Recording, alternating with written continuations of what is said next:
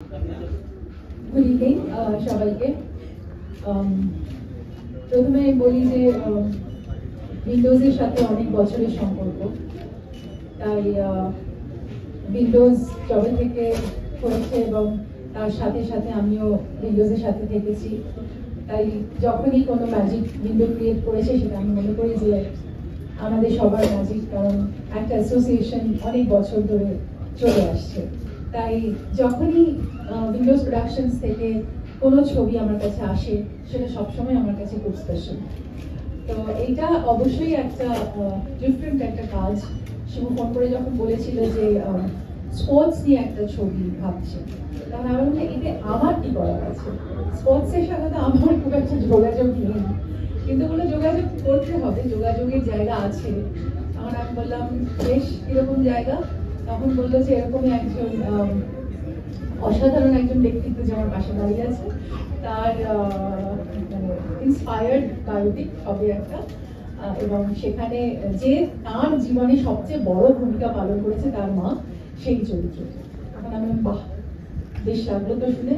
স্ক্রিপ্টটা শুনতে হবে, প্রতিদিন পৌঁছে গেল স্ক্রিপ্ট নিয়ে, এবং I am very glad to see যে সূর্যর মা এখানে আছেন।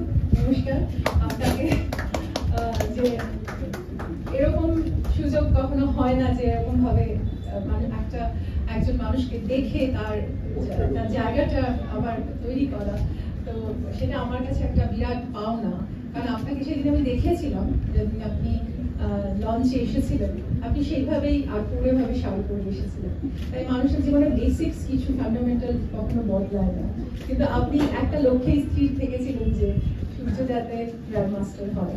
এবং আমি মনে করি প্রত্যেক মারই এই সাইলেন্ট স্যাক্রিফাইস গুলো রয়ে যায় তাদের সন্তানের জীবনে, সে সেলিব্রিটি হোক আর না হোক, সে এমনি সাধারণ সন্তানের পিছনে তার মার অনেক কন্ট্রিবিউশন থাকে, কিন্তু তারা সাইলেন্টলি স্যাক্রিফাইস করে যায়। এবং আমার মনে হয় যে করুণার চরিত্রটি যেটি আমি করেছি, সেইভাবেই সাইলেন্ট থেকে গেছে করুণা তার ছেলেকে একটা জায়গায় পৌঁছে দেওয়ার জন্য। আমি মনে করি এই ছবিটা মা এবং ছেলের বন্ধনের ছবি, এবং অনেক গল্প বলবে, ইমোশনাল একটা জার্নি বলবে। অনেকগুলো জার্নি আছে এই ছবিতে, বাবার সাথে একটা জার্নি আছে, মায়ের সাথে আছে, মেন্টরসদের সাথে একটা জার্নি আছে, বাচ্চাদের নিজেদের জীবনের একটা জার্নি আছে। মানে ইনফ্যাক্ট টিনেজ বাচ্চাদের হ্যান্ডেল করা ইজ ভেরি ডিফিকাল্ট, যেটা আমরা এই ছবিতে দেখেছি।